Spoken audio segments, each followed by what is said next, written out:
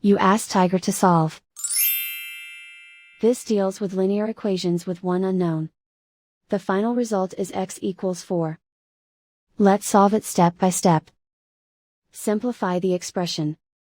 Expand the parentheses. Simplify the arithmetic. Group all x terms on the left side of the equation. Subtract 5x from both sides.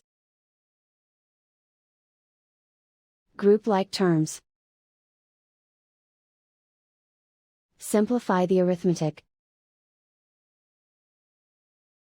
Group like terms. Simplify the arithmetic. Group all constants on the right side of the equation. Subtract 8 from both sides. Simplify the arithmetic.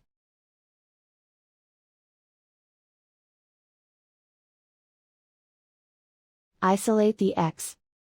Divide both sides by -7. Cancel out the negatives.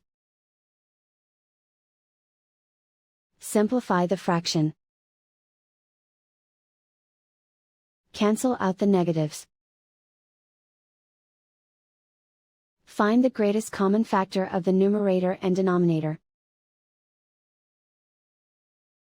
Factor out and cancel the greatest common factor.